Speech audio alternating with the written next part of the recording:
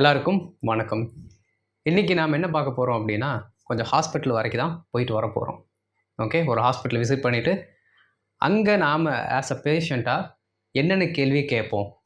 என்னென்ன கேள்வி கேட்டா நமக்கான பதில் வரும்? அப்படிங்கிறத மட்டும் தெரிஞ்சுக்க போறோம். ஓகே. நீங்க அப்ராட்ல இருக்கீங்க, இல்லாட்டி ஒரு ஹைஃபை ஹாஸ்பிட்டல் போறீங்க அப்படின்னா, இல்ல வேற ஸ்டேட்ல இருக்க ஒரு ஹாஸ்பிட்டல்ல நீங்க அட்மிட் ஆகுறீங்க அப்படின்னா, இந்த கொஸ்டின்ஸ்லாம் தெரிஞ்சு வச்சுக்கோங்க. இது உங்களுக்கு ரொம்ப ஹெல்ப்ஃபுல்லா இருக்கும். ஓகே. அண்ட் இதான் நம்ம வீடியோக்கு நீங்கள் ஃபஸ்ட் டைம் வரீங்க அப்படின்னா நம்ம சேனலை சப்ஸ்கிரைப் பண்ணிக்கோங்க, பெல் பட்டனை கிளிக் பண்ணுங்கள், அண்ட் உங்களுக்கு தெரிஞ்சவங்களுக்கு அனுப்பி வைங்க. Let them get benefited. Okay. So without delay let's get in to the video. இப்போ ஃபஸ்ட்டு ஒரு ஹாஸ்பிட்டல் போகணும் அப்படின்னா நம்ம என்ன பண்ணுவோம்? ஃபஸ்ட்டு ஒரு அட்மிஷன் போடுவோம். ஓகே. அது பெரிய ஹாஸ்பிட்டலாக இருந்தாலும் சரி, சின்ன ஹாஸ்பிட்டலாக இருந்தாலும் சரி, ஃபஸ்ட்டு அட்மிஷனை போடணும். அதற்கு பிறகு தான் அதற்கு அடுத்த ஸ்டெப்ஸ் அவங்களே என்ன பண்ணுவாங்க அப்படின்னா நம்மளை அலோவ் பண்ணுவாங்க பண்ணுறதுக்கு.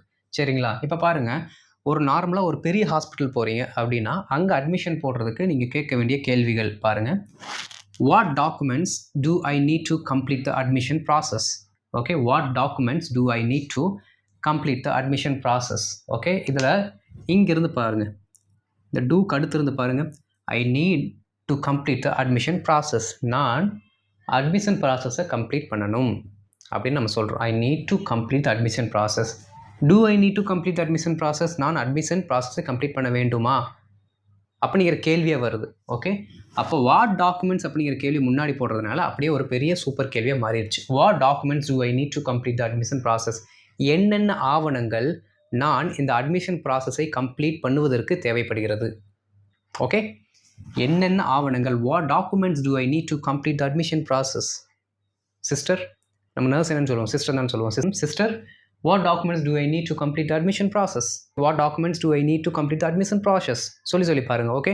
what documents do I need to complete the admission process? இது ஒரு பெரிய ஹாஸ்பிட்டலுக்கு.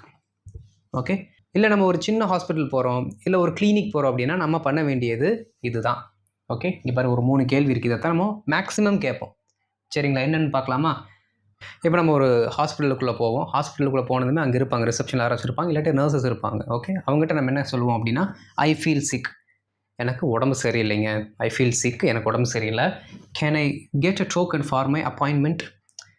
எல்லா ஹாஸ்பிட்டலுமே பார்த்தீங்கன்னா ஒரு அப்பாயின்மெண்ட் நம்பர் கொடுத்து வச்சுருவாங்க. 1 2 3 4 ஒரு டோக்கன் கொடுப்பாங்க. அதான் அப்பாயின்மெண்ட். ஓகே. அந்த டோக்கன் வாங்கிட்டோன்னா அந்த டோக்கன் பிரகாரம் என்ன பண்ணிக்கலாம்னா உள்ளுக்குள்ளே போய்க்கலாம் டாக்டரை பார்க்குறதுக்கு.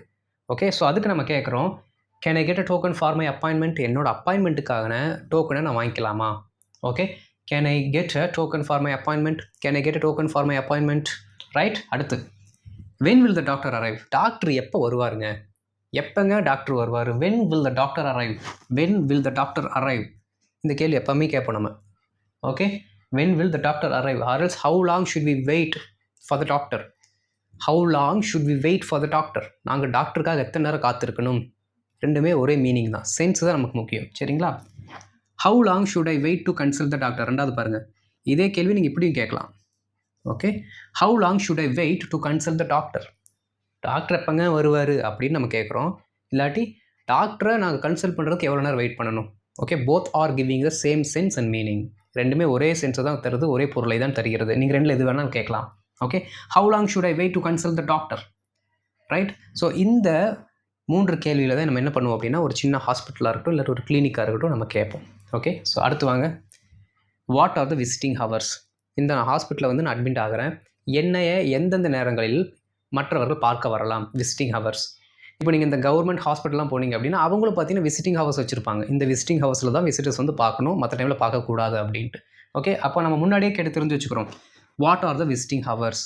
விசிட்டிங் ஹவர்ஸ் என்னென்ன அப்படின்னு நம்ம கேட்கலாம். ரைட். அடுத்து பாருங்கள், நான் இந்த ஹாஸ்பிட்டலில் இருக்கும்போது என்னோடய ஃபேமிலி என்னை எப்படி காண்டாக்ட் பண்ணிக்கலாம்? ஓகே. நான் உங்கள் ஹாஸ்பிட்டலில் வந்து அட்மிட் ஆகிருக்கேன், என்னோடய ஃபேமிலியில் இருக்கவங்க என்னை எப்படி வந்து காண்டாக்ட் பண்ணிக்கலாம்?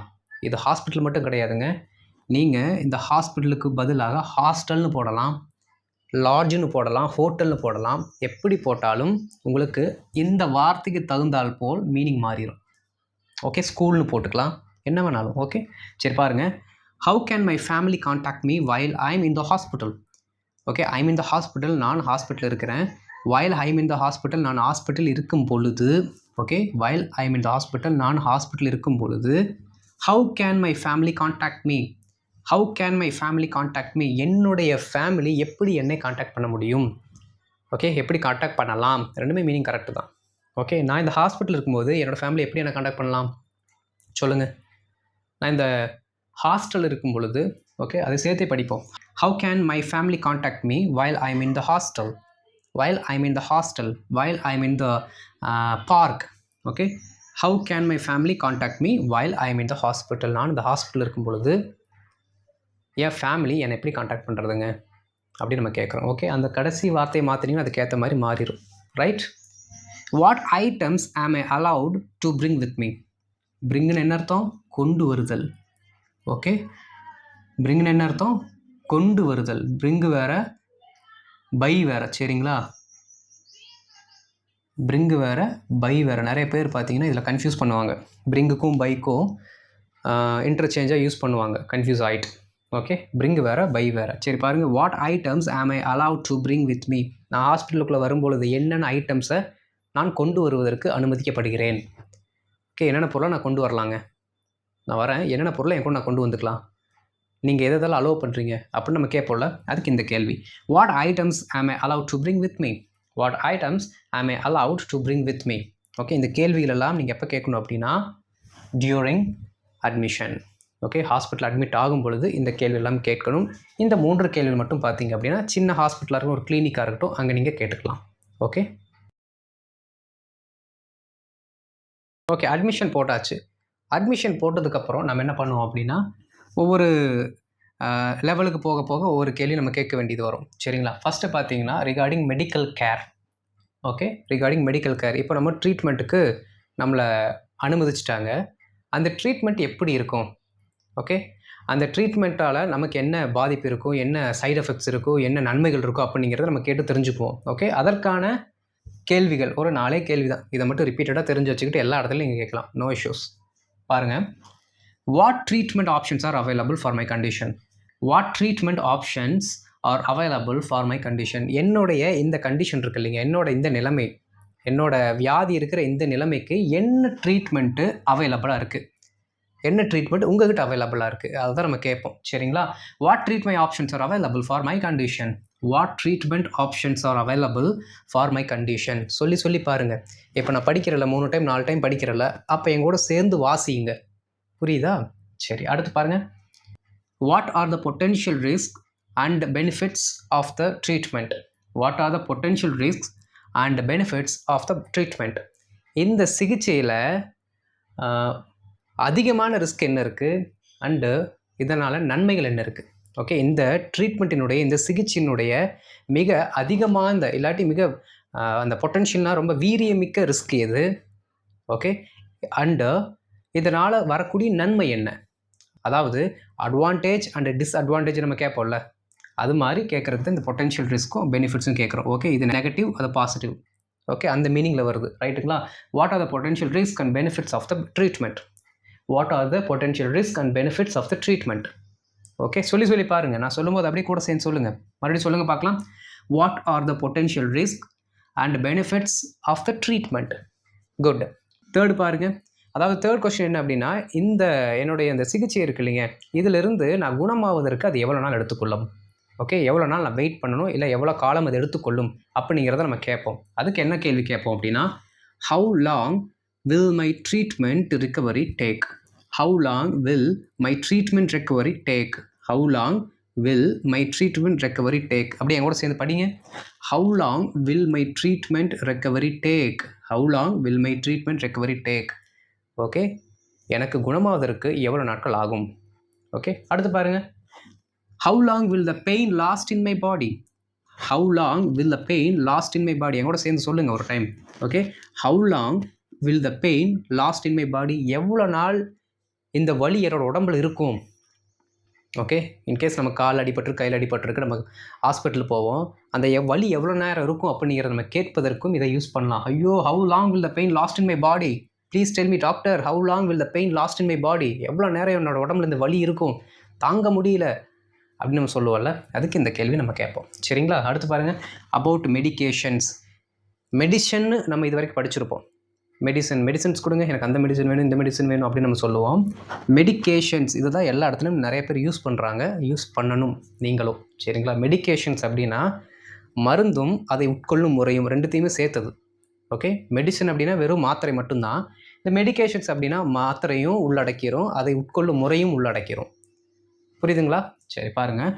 What medications will I be given during my stay? Okay, what medications will I be given during my stay? நான் இங்கே இருக்கும் பொழுது எனக்கு என்னென்ன மாத்திரைகளும் அதை உட்கொள்ளும் முறைகளும் எனக்கு கொடுக்கப்படும். ஓகே, என்னென்ன மாத்திரைகளும் அதற்கான வழிமுறைகளும் நான் இங்கே இருக்கும் பொழுது எனக்கு கொடுக்கப்படும். அதான் நம்ம கேட்குறோம். What medications will I be given during my stay? Okay, what medication will I be given during my stay? புரியுதா? என் கூட சேர்ந்து வாசிக்கணும். சரிங்களா? என் கூட சேர்ந்து சொல்லுங்கள் அப்படின்னு நான் சொல்கிறத மறந்துட்டாலும் கூட நான் படிக்கும் போதெல்லாம் என் கூட சேர்ந்து படிங்க. ஓகேவா? போர்டு கிளியராக தான் உங்களுக்கு தெரியும் நினைக்கிறேன். ரைட், அடுத்து பாருங்கள். Are there any side effects I should be aware of? Are there any side effects I should be aware of? இந்த மருந்து மாத்திரனால ஏதாவது சைடு எஃபெக்ட்ஸ் வருங்களா? இல்லை ஏதாவது வரக்கூடிய சைடு எஃபெக்ட்ஸ்லேருந்து நான் கவனமாக இருக்க வேண்டுமா? அதான் I should be aware of. Okay, பாருங்கள். Are there any side effects I should be aware of? Are there any side effects I should be aware of அப்படின்னு நம்ம கேட்கலாம். அடுத்து பாருங்கள். How should I take my medications once I leave the hospital? How should I take my medications once I leave the hospital? இந்த ஹாஸ்பிட்டலிருந்து நான் போனதுமே எவ்வாறு இந்த மாத்திரைகளை நான் எடுத்துக்கொள்ள வேண்டும்? ஏன்னா ஹாஸ்பிட்டல் இருக்கும்போது அவங்களே கொடுக்கறதுக்கு வாய்ப்புகள் இருக்குது. ஒரு சிலர் அங்கேயே சொல்லி கொடுத்துருவாங்க, இல்லாட்டி தென் அண்ட் தேர் அவங்களே வந்து நமக்கு என்ன பண்ணுவாங்கன்னா மாத்திரைகளை கொடுப்பாங்க.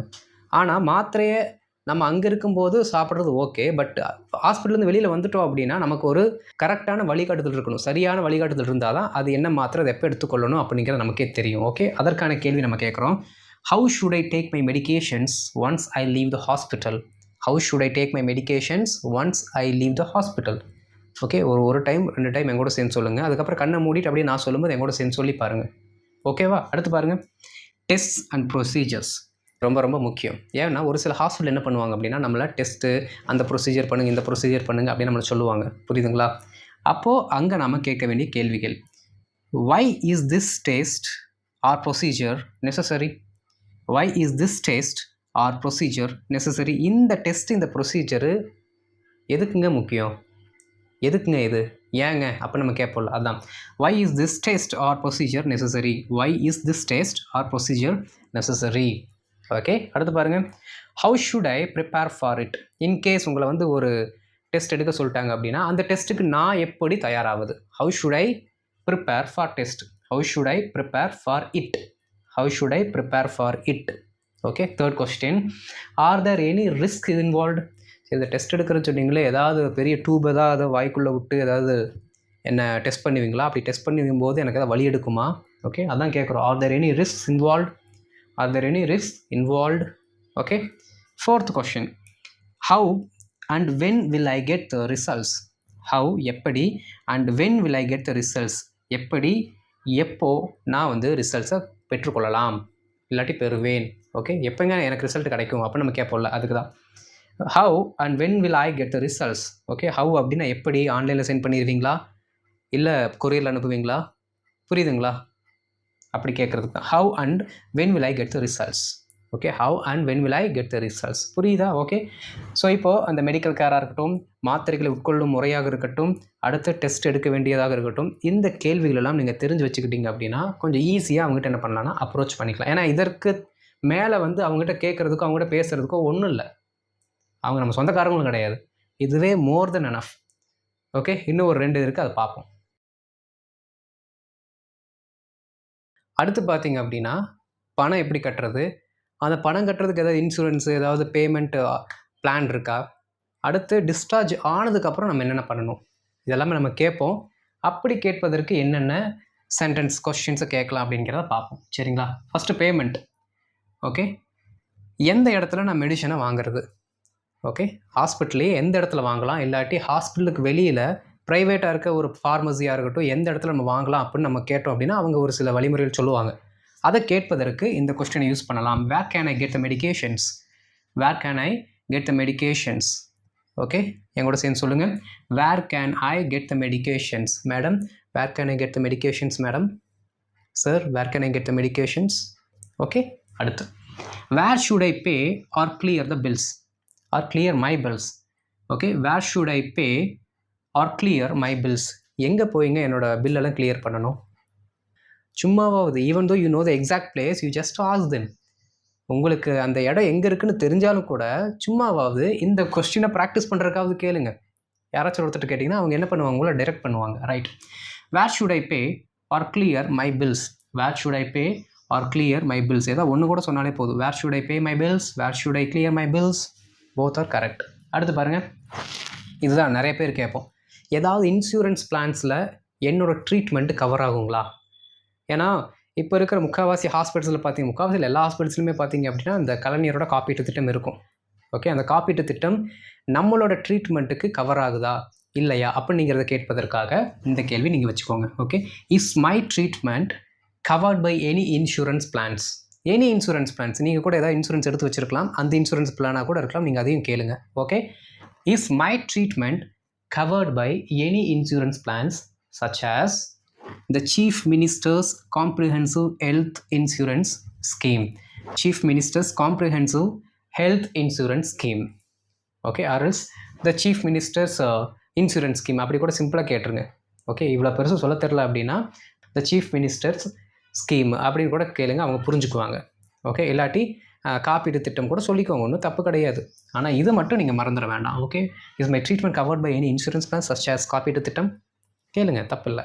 Okay, is my treatment covered by any insurance plans such as அப்படின்னு சொல்லி இந்த கேள்வியை கேளுங்க. அண்டர்ஸ்டுட்? ரைட். அடுத்து பாருங்கள், what will the out of pocket cost be? இது வந்து ஒரு இடியம். அது வந்து ஒரு idiom. What will the out of pocket cost be? What will the out of pocket cost be?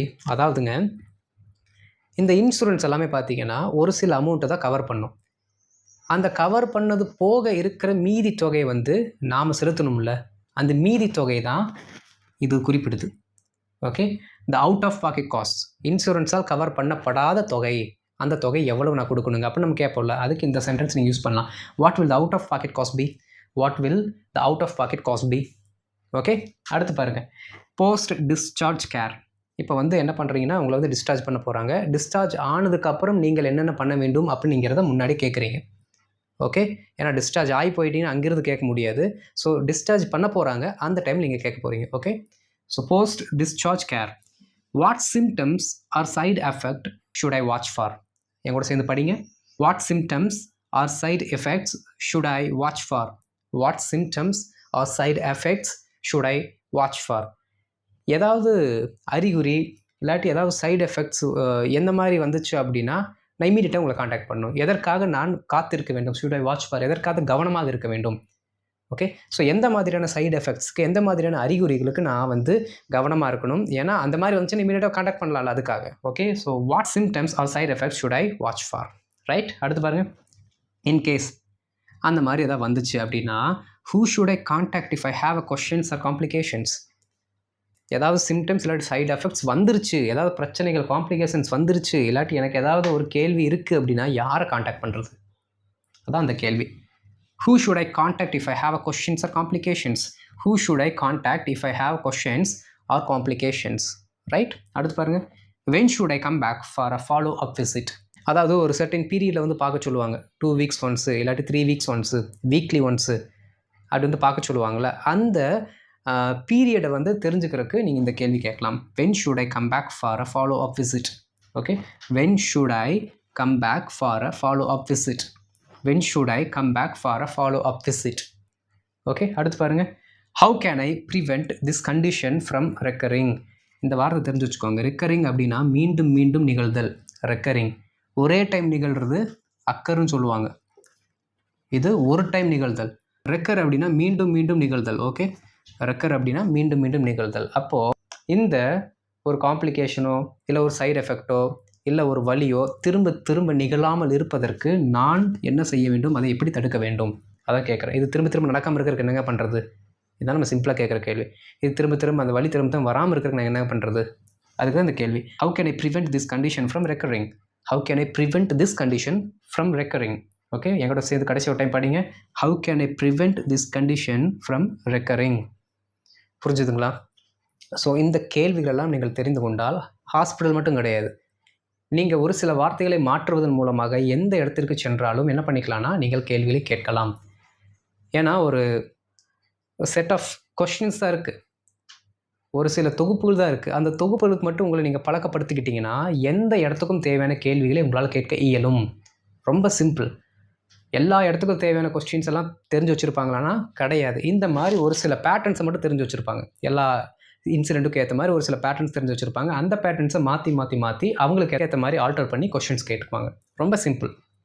Okay, இந்த வீடியோ உங்களுக்கு பிடிச்சிருக்கா, ரொம்ப யூஸ்ஃபுல்லாக இருக்கா? அப்படி இருந்துச்சு அப்படின்னா எஸ் இட் இஸ் யூஸ்ஃபுல் அப்படின்னு கமெண்ட்டில் போட்டுருங்க. ஓகே, அண்ட் இதான் நம்ம சேனலுக்கு நீங்கள் ஃபஸ்ட் டைம் வந்திருக்கீங்க அப்படின்னா நம்ம சேனலை சப்ஸ்கிரைப் பண்ணிக்கோங்க, இந்த வீடியோ லைக் பண்ணிக்கோங்க, தெரிஞ்சவங்களுக்கு தேவைப்படுறவங்களுக்கு ஷேர் பண்ணுங்கள், அவங்களும் பெனிஃபிட் ஆகிக்கட்டும்.